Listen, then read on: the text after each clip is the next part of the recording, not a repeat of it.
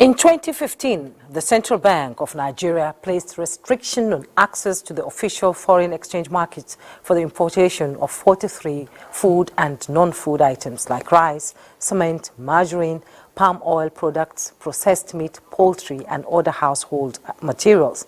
Now, according to the Apex Bank under the then CBN Governor Godwin Emefiele, the ban was imposed as part of efforts to prop up the naira, reduce foreign exchange demand for products that can be locally produced, and improve employment generation as well as conserve foreign reserve. Now, 8 years later, the new CBN management under Olayemi Cardoso, in line with President Tinubu's vision to achieve a single exchange rate regime, lifted the ban on the 43 items. Now, the CBN says it is to promote orderliness and ensure market forces and determine exchange rate on a willing buyer-seller principles, and to stabilize the naira amid demand pressure for forex at the parallel market, which stands at over 1,000 naira to the dollar. Now, what impact will it have in supporting the market economy? What are the immediate short and long-term benefits to local producers of goods, especially agro-allied industries? My guest, Dr. Emeka Ugo, a development expert, will give us insight into it. This is Week in File. We're live in Abuja. I am Jummai Yusuf. First, the news.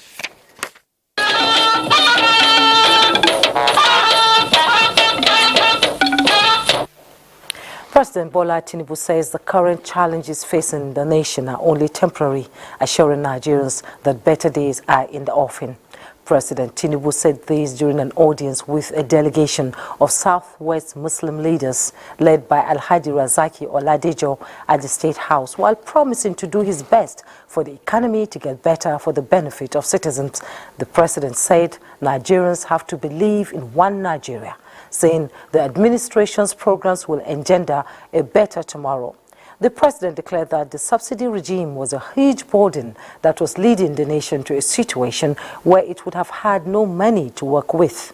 He commended the leaders for their prayers and support, assuring them that his administration is determined to empower the youth with skills and create an enabling environment for them to prosper. The president of the Ummah, Alhaji Razaki Oladejo, in company of the Minister of Marine and Blue Economy, Adegboyega Oyetola, commended President Tinubu for his courage in removing the petroleum subsidy and for initiating necessary reforms. Talking legislative matters, stakeholders believe that addressing exchange rate management issues, poverty, inflation, and unemployment requires the consideration and approval of emergency economic intervention. Bill from the executive as a proposed legislation from the Presidential Committee on Fiscal Policy and Tax Reforms. Now, this is part of a 28-point communique raised at the end of a two-day retreat of the 10th National Assembly held in Uyo, Akwa Ibom State. Kelvin Samuel reports. The 28-point communique, among other issues, highlights the need for the legislative to work with the executive for the amendments of some obsolete national laws. It also brings to light the need for effective management of resources and review of the tax waiver policy, which is to serve as a template for the Senate to synergize with the executive to ensure tax harmonization. Facilitated by the National Institute for Legislative and Democratic Studies, participants were exposed to different aspects of legislation and critical areas that require urgent attention. I think the Senate is well advised with all the submissions today, and we'll go back to the thinker with the laws, review what we need to review, and then set the right tone to assist you to generate more revenue for the head on the agenda of this organization. Disagreements should not be seen as an opening to score political points or triumph over one another, but as opportunities to rigorously contest the foundations of policy propositions, challenge assumptions, and improve the quality of the proposals we jointly implement on behalf of the people we serve. And it is when the economy is pinned on legislation that you truly have economic stability. Some participants say they are better equipped to deliver on their mandates. Is to ensure fiscal policy, tax reforms, and also ensure accountability and transparency. As leaders, we must make sure that the taxes being paid by the citizens, really count for them in what they can see, so as they will be encouraged. Some don't even pay at all; they evade taxes. So, the issues here have got to do with both the executive and the legislature. We have learned what to do. We're going to do just that. Nigerians will be better off. Our tax system will improve. Leakages will be blocked. The 28-point communique is expected to serve as a guide for the 10th Senate. In Uyo, Kevin Samuel, NTA News. Meanwhile, the three-day conference for Assembly Service Commissions has ended, with participants expressing concern that delay in granting autonomy to state assemblies is affecting the quality of legislation in the country. The parliamentary commissions called on state governors yet to consider this autonomy to do so in the interest of Nigeria's democracy. Ignatius Unko has details. In the last 3 days, the Mariam Babangida National Center for Women Development played host to more than 100 commissioners from the various parliamentary commissions across the country. It was a capacity-building conference for the improvement of parliamentary bureaucracies, with the National Assembly Service Commission at the driver's seat. Deductions from submissions made by participants were summed up in an 8-point communique. The urgent need for state governors to end executive interference in the state legislative arm of government was conspicuously captured. That's why we are calling on the governors. Let them give autonomy to the national state assemblies, and by extension to the state assembly commissions. That's all what we have been agitating for. To be able to provide excellent services for the purpose of the development of our democracy. And I want to advise those places, the 33 states that, this commission has been formed to ensure their self-autonomy, especially financial autonomy. The commissions resolved to establish a National Council and Establishment for the legislative arm of government that will ensure uniformity in code of ethics, appointments and promotions. And one of the things that we always do on the part of the National Assembly Service Commission is to make sure that we send communicate from this program to respective state governors and also the speakers of various houses of assembly around the country. So we believe that impacts should be immediate. The states are faced with issues of funding and also meddlesome of the leadership and also executives in the state. The commissions in the state are supposed to operate as the engine room for the provision of a well-articulated and professional bureaucracy for the assembly. 21 states were represented at this conference, with Yobe having the highest number of delegates. Ignatius Unko, NTA News. INEC has refuted an allegation credited to the Social Democratic Party, SDP, in Kogi State, accusing 3 staff of the commission for reconfiguring the beavers machines in the government house, Lokoja, with the intention of manipulating a forthcoming governorship election in a part of the state in favor of a candidate. Statement by the Chief Press Secretary to INEC, Chairman Rotimi Oyekami, notes that the story is untrue. The 3 persons mentioned are not associated with the configuration of the beavers machines and not even in Kogi State at the moment. Mr. Nicholas Ocholi is at his duty post at the INEC office, Ondo State. Ibrahim Ebunu is attending to a very close family member hospitalized in Abuja. And Mohammed Adara retired last year and is no longer a staff of the commission. The statement further notes that the configuration of beavers is done simultaneously and exclusively at the INEC office in Bayelsa, Imo and Kogi states, professionally and strictly handled by teams deployed from the national headquarters, Abuja. The public is advised to disregard this story as fake news. With plans to free up space to allow urban settlements and extensions, the Ministry of Housing and Urban Development is collaborating with the UN Habitat to leverage on their expertise in realizing the renewed hope and vision of the ministry for Nigerians. Francis Udojo brings us the details. The task of developing a country can easily be achieved with the involvement of stakeholders. Housing and urban development are some of the areas that need attention in Nigeria.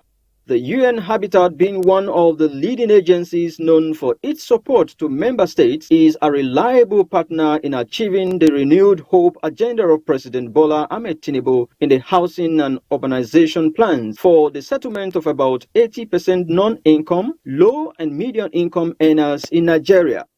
I mean, moving forward, we are here just to see how best way we can strengthen this collaboration between UN Habitat and the government of Nigeria, knowing that there is new administration, a new vision, and we are happy to see urbanization being one of the priority area where UN Habitat can bring some value addition.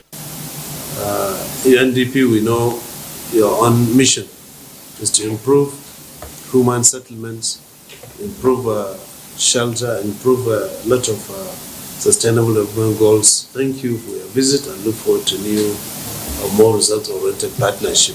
The federal government and the UN Habitat have been in several engagements over the years, which the Ministry of Housing hopes to strengthen for the good of all Nigerians. In Abuja, Francis Tudojo, NTA News. One of the standards regularly used to gauge the health of a country is a human rights record. And Nigeria is working hard to meet the rigorous standards required by the international community for the protection of people's rights. In this regard, the Federal Ministry of Justice and its partners are finalizing a draft document on the human rights situation in Nigeria for presentation to the United Nations Human Rights Council. Olabode Arewa reports on the Universal Periodic Review in Abuja. Whenever a person's rights are trampled upon, one of the earliest advice you get from associates is that you should fight for your rights. Hence the term human rights that has become a common usage nowadays. Its advocates are at this Abuja meeting where an interministerial conference is critically working to present a position paper on improvements made on the 290 human rights issues raised by the United Nations for member countries. It's expedient to mention that Nigeria's report to the UN will center around the implementation of government policies such as human rights and developmental issues. Although the meeting commended Nigeria's improvements on the scale, experts said more work is needed to be done. We need institutions that will help to bring succor to those who are vulnerable. We need more safety nets. It's part of human rights. All the victims of Boko Haram have been treated fairly, have been rehabilitated. The fourth review of the cycle is slated for presentation to the United Nations General Assembly by President Bola Tinubu in 2024, and the forum is convinced that more sensitization is needed for the public to buy into the advocacy that a person's human rights is a right to life. Olabode Arewa, NTA News. Talking security, troops of the Nigerian Armed Forces have rescued 53 kidnapped victims, eliminated 37 terrorists and arrested 95. In a statement, the Director Defense Media Operations, Major General Edward Buba, says the successes were achieved in different operations across the country in the last 7 days. In the Niger Delta, troops arrested 19 oil smugglers, discovered and destroyed 42 dug-out pits, 82 boats, 143 storage tanks, 56 illegal refining sites, 1 pumping machine and 1 vessel. Several criminal camps were destroyed during the operations, while different arms and ammunition were recovered. It was a Black Friday in Otukpo, Benue State, as gunmen reportedly attacked 5 commercial banks there, killing some people, including police officers, with some others injured. According to eyewitnesses, the gunmen, who were spotted in 2 Hilux vans and 1 other vehicle, stormed the banks in the evening and operated for hours. The police spokesperson in Benue State, SP Anene Suwesi, has confirmed the killing of the Otukpo Divisional Police Officer, John Adiku, along with 3 other policemen. The Otukpo Divisional Police and other police teams in the area had engaged the robbers in a gun battle, which led to the killing of 2 robbers, while others abandoned their vehicles and escaped into the forest. The Benue State Police Command says injured persons have been moved to the hospital for treatment while investigations continues. And the Acting Inspector General of Police, Kayode Ebetokun, condemns the bank robbery in Otukpo, Benue state, which resulted in the loss of lives of both police officers and innocent civilians. A statement by the force describes it as an assault on peace, security and justice that the Nigerian police force and other security agencies work tirelessly to uphold. The acting IGP extends his heartfelt condolences to the loved ones of the victims, noting that 2 of the suspects were gunned down while attempting to escape, adding that the assailants have indeed murdered sleep, assuring the public that every effort will be dedicated to ensuring that these individuals are swiftly apprehended. The acting IGP also orders the deployment of additional operational and investigative assets and resources to Otukpo, the Benue State Command and surrounding states to assist in the swift apprehension of the other fleeing criminals. You're watching Weekend File. We'll be right back. Don't go away.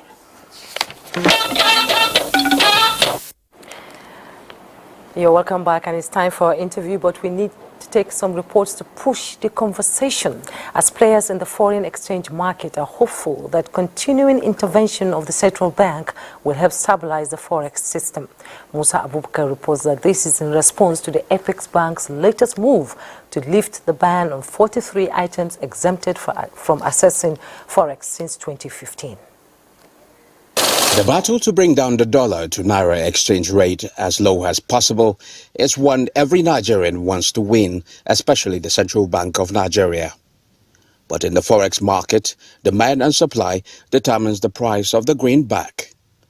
The latest move by the Central Bank of Nigeria to lift ban on the 43 items exempted from forex has continued to generate discussions. It is good news because we need to normalize our policy formulation process and our policy space. All of these things are already under import prohibition.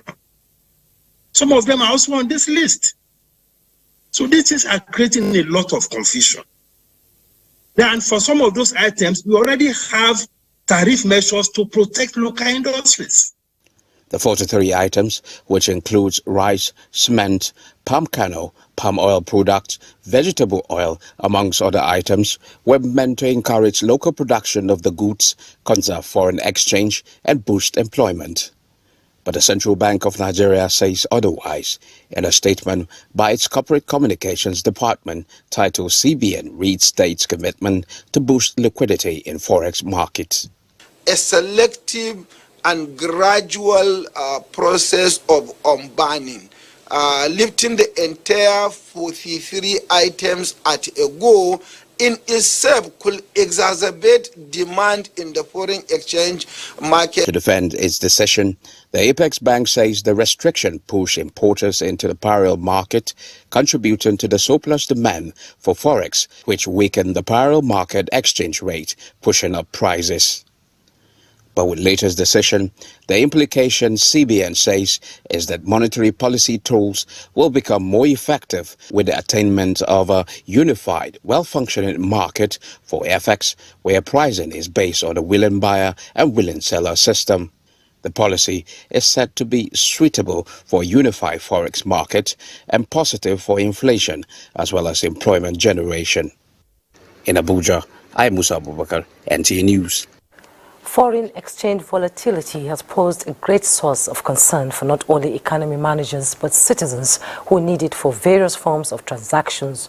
Critical stakeholders have observed that for the removal of restrictions on 43 items formerly banned from accessing foreign exchange from the official window to positively impact the economy, there should be deliberate conversations and actions by all concerned towards strengthening forex liquidity as they will reinvent market competition and strengthen the naira. Emeka Ugo has the details. The list, which grew to 43 over time by the Central Bank of Nigeria, was aimed at boosting local production and limiting supply of scarce resources to those who genuinely need it. However, the gap within the official and parallel window failed to reduce as official income reduced. Meeting foreign exchange obligations became a Herculean task. The central bank, in an earlier strategy, collapsed the windows in what it called managed float and then completely removed forex restrictions on the 43 items earlier banned.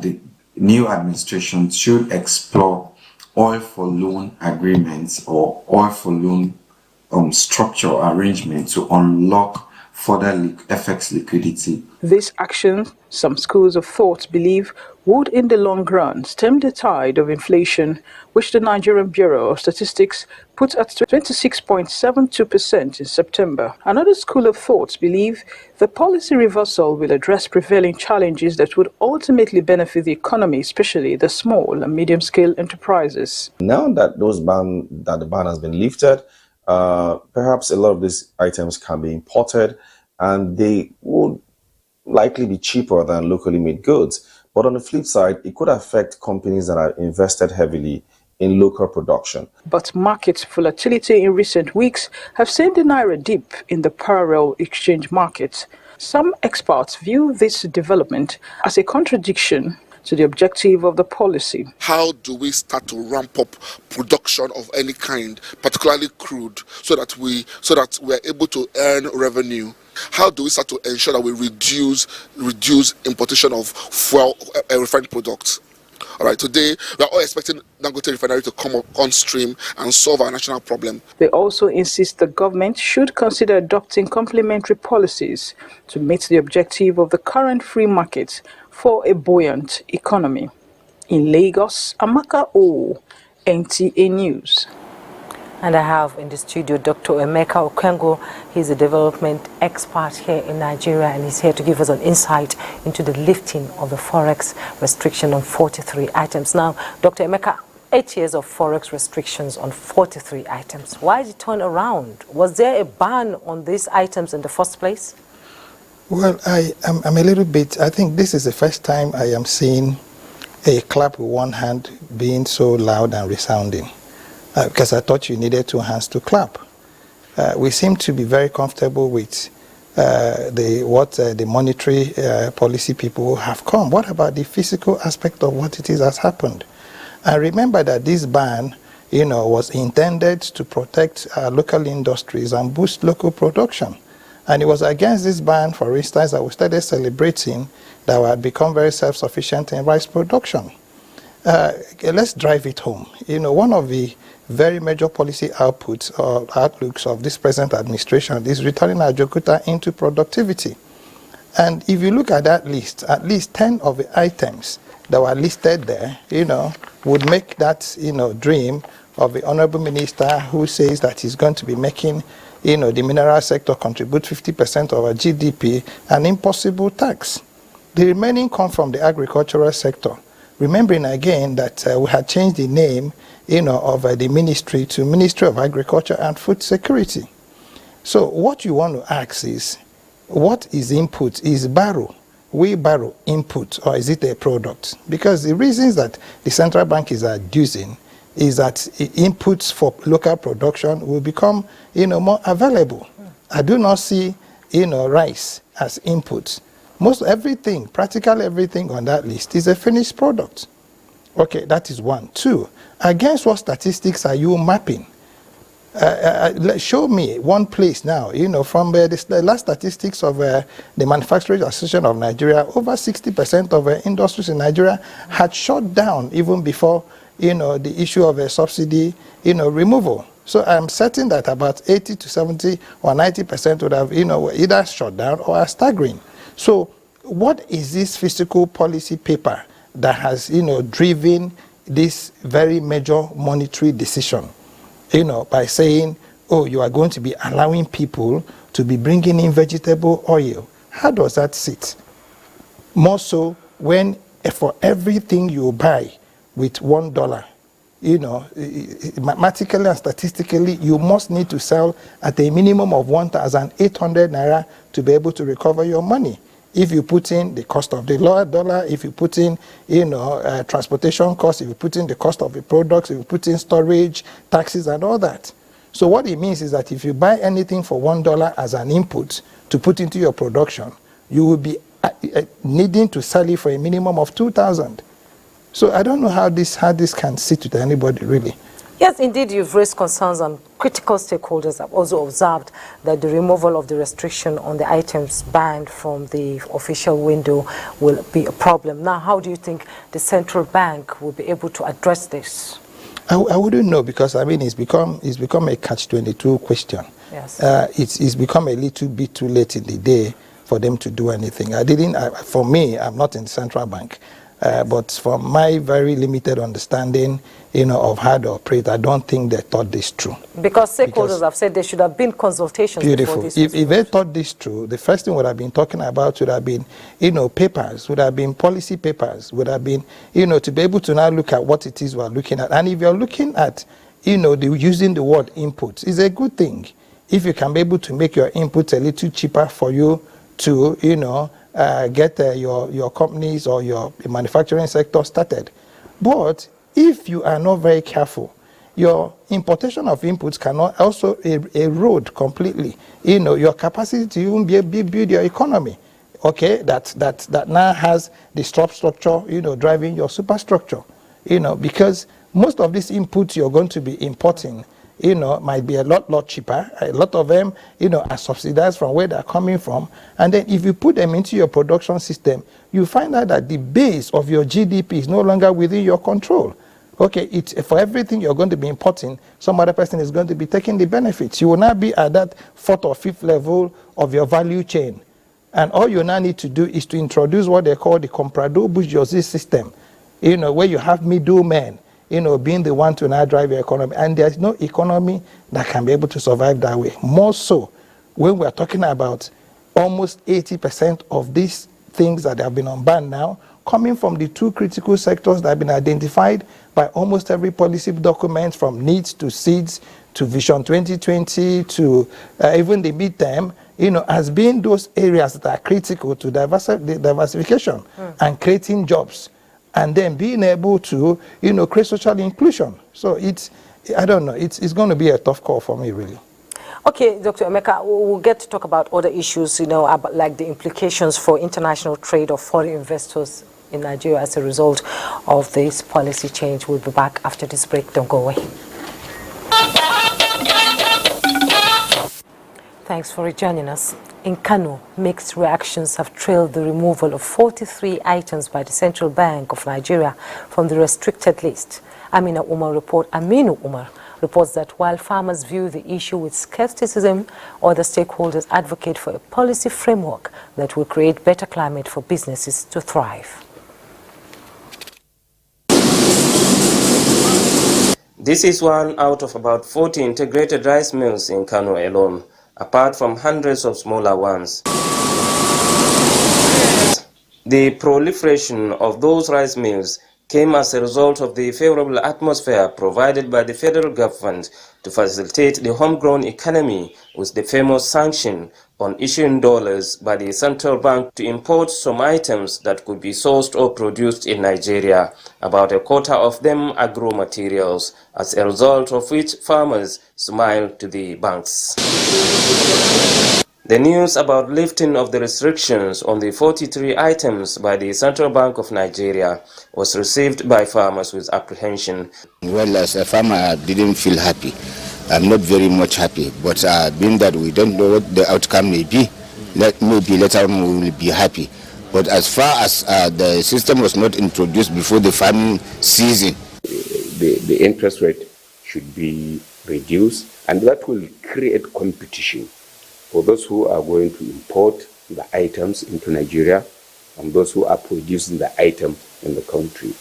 Both the players and economists are of the opinion that Nigerian businesses need incentives and better economic environment for them to compete favorably with imported goods. You have to ensure productivity of your citizens. Let us be productive. Let our companies be revived and start producing. The success or otherwise of the policy, stakeholders believe, depends on how best it is implemented. In Kano, Aminu Umar, NTA News. And my guest, Dr. Emeka Ugo, is development expert, is still in the studio. You've listened to this report. Now, what happens to the local products protected by foreign exchange policy that subsisted for nearly a decade now? Well, you see, that's what I was trying to, that's why I said the clap was with one hand, and unfortunately, it was resounding. If had it been had developed, some fiscal policies, would have been able to have, thought it more deeply. Okay, what they call the think through, attitude to it. You should have been able to now look at how best, we can couch this policy. My worry is not that a policy was introduced, to be able to, probably stabilize the naira and then, have what happens in the I&E window, a little bit more streamlined. Okay, trying to now align the parallel markets, with the demands, okay, of the former structures. However, for me, my worry is that, why the policy talks about inputs, like I told you earlier, the announcement talks about products. This is where the fear becomes more real. Because in Europe, for instance, they subsidize production of their staples up to 60-70%. So you're going to be getting those products competing, with what it is. Even before we got self-sufficient in rice, foreign rice imported with all the whole taxes were cheaper, than local rice. Now you have people invest a lot of money, invest resources, build factories, put in the back end of paddies and all that, and then you're just going to be having them struggle without any protection. So first and foremost, that you are going to be losing jobs, and then you're going to be creating middlemen that just would only require Jummai, big factories to be able to load whatever it is, and then they start creating this comprador bourgeois thing like I told you. Now, what is important is that we must recognize that there are three economies in Nigeria, or three levels, if you may. The formal economy, this will fit them. But unfortunately, they are not, they represent a very small percentage, of the whole. You have those who are in the informal sector. Now, you have those who are even in the underground economy, okay, where you call the real sector. Now, these policies won't make any sense to a farmer, okay, who is owing the Anchor Borrowers program. It wasn't a grant. A lot of them borrowed that money and they're supposed to pay. And all of a sudden he produces and his production cost is at maybe about 56 or 50,000 naira. And he's going to be competing with cleaner, better packaged, products, maybe of less nutrition, that might be selling at 15, 20,000. You're going to be throwing him out of business. So this is what it is. If we wanted to think this thing through, I thought what should have done was to be able to protect some, percentage of our production. To be able to say, okay, now there are areas, and I've just mentioned in the beginning, we want to revive our Jokuta steel. It's one of the major, policy outputs of this administration. The Minister of Solid Minerals had said he was going to be making that sector contribute a minimum of 50% to GDP. That's a tall order. Now, competing with the oil sector itself. Well, I mean, oil sector does not even contribute that much, if you may, in real terms. All right? Now, probably in income generation, yes. But if you look at all the other indices, you find out that the oil sector might be as low as 2-3%. Now, you can be certain that that's not going to happen. Not now or in the near future. Well, the central bank said they may intervene from time to time. Now, are there specific sectors or industries that Nigeria should focus on? They shouldn't do. That's my problem. They shouldn't do that as central bank. They should do it in consultation, okay, with those who manage, the physical space. They just can't come in and just start throwing money. You wake up in the morning and put out a policy, and then the next morning you change it. That's not how economies grow. What you're going to be doing is you're going to be getting a lot of offsets. That's the point I'm trying to make. I'm not saying that what the central bank has done is totally wrong. I am saying that you'd have started better if everybody who was supposed to be on that table understood clearly, and then they now got some ideas. And you just don't come and talk about it. You must be able to show process. You must be able to show evidence of what can happen. Now, all right, we have removed, the restriction. How has it helped our naira? Our naira is still sliding. Okay? Now, what you're going to be doing is it's going to slide further when you're going to be flooding the market, with these products. And because you don't have access to this naira, there's also this risk that you're going to be importing substandard goods, because you're going to be buying as much as your money can get. Nobody's going to be going for quality, okay, as it were. A lot of people are going to be focusing on quantity so that they can be able to make turnover. Have we thought about this? Now, do we have the paraphernalia to be able to also check this? So the point I'm trying to make is that, yes, the beautiful thing about this administration is that the president has shown capacity, to be able to say, okay, fine, maybe we didn't think this deeply. But point I'm trying to make on national television is to say, central bank, you cannot act arbitrarily. Okay, you must be able to carry every other person who's supposed to be part of this system along. I'm not saying engage Dr. Emeka Ugo. I am saying engage those who are in our physical space. You must be able to show us papers. What we have learned not to do in Nigeria is that people don't write policy documents anymore. Now, what is the paper that has backed this? Is there any paper that even can be able to be allowed for scholars and reviewers to be able to even look at why the central bank took the policy of even eliminating those 43 items from the import forex list in the first place? Was there any document to support it before it happened? Is there any document that to now show that it's been a failure? And is there any document to also now show how it can be able to now support our economy into getting to that point of productivity? Jummai, remembering that the key word, if you want our currency to grow and become strong and competitive, there are two things you must do. You must be productive, and you must produce goods that have quality that can be competitive. That is the only thing that brings you onto the table, that can be able to now allow you to start struggling for what they call the market share. No policy you bring can be able to give you a market share. What takes you to the market are your products, yes, and then their value. Okay, now this is where you now talk about quality and cost. So if you don't do this, for whatever it is we do, it might not sink well with some people, but it is about our country. I mean, this is my opinion, and I'm not saying it because I'm saying it based on my understanding of how productivity and business development works. Okay. On the last note, how much control does the CBN need to exercise in managing this forex market with the 43 items on board? I don't know how that's going to happen without a relationship with the fiscal. I keep talking about the fiscal. Remember that one time, one of the greatest disalignments we had in this country was when the central bank governor made a statement, and the minister of finance said she had it on the radio like any other person. Now, that's not how it should go. Okay, we must be able to work as a team, and the president keeps talking about building these synergies. So whatever it is you do, like I said to you, I would like to close with Maiduguri, where you come from. Under the Shettima administration, I think the government opened a cluster that had 16 industries. Yes. I think about 2 or 3 of them attempted to produce. I stand to be corrected, not one is in production now. Okay, and then you're bringing in this policy where businessmen in Maiduguri, would not need to go to that cluster anymore to do anything. They can actually turn it into warehouses and then start bringing in practically everything, inclusive of toothpicks. Now, how does that sit with you, Jummai? How can that create jobs for the over 4 million people that need to be engaged in Maiduguri? Ditto for every other part of Nigeria. So, in your own opinion, there are mixed feelings, there are concerns from stakeholders, and do you think that we have a listening president? We've seen so many things happen. When people complain, the president goes to address it. Do you think the president will also look into this issue? I think so. Not even just the president. I also think that we have a very capable central bank governor. Cardoso knows his onions.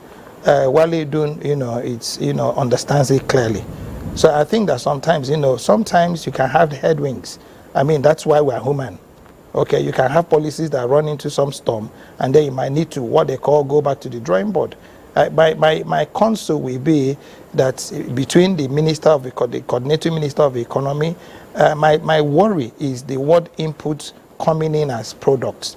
Okay, if they want to do inputs, then let us look at those areas that we can get inputs that we need, critical inputs, and then be able to now match them against, production outfits that can begin to help us to get competitive, especially in this day and time of after, the African Free Trade continental trade agreement, about to start. What are we going to be taking to that market? Imported goods? Would that be right? But if we're getting in inputs, like that policy says, that can now enter into our value, process, our value chain, to now begin to now have products that are Nigerian, that are competitive, but it must be for a very short time. It has to be very interventionist. It shouldn't be for more than 1 year at the most. Dr. Emeka Ugo, development expert, thank you so much for your insight into the topic lifting the Forex exchange. Pleasure. It's an honor to be here. It's been a pleasure having you. Thank you very much. As always. We'll take a break. When we return, don't go away. You're welcome back, and for the latest on the robbery attack in Otupo, Benue State, the police public relations officer in Benue State, in reaction to the trending video on the arrest of some suspects in the Otupo robbery, says no information yet from the team on their trail. The PPRO says the trending social media reports are not helping investigations and urged the public to allow the team to finish its investigation and report accordingly. Police, she says, have surrounded the forest and engaging the robbers. And that's Weekend File for this week. Thanks so much for your time. I am Jummai Yusuf.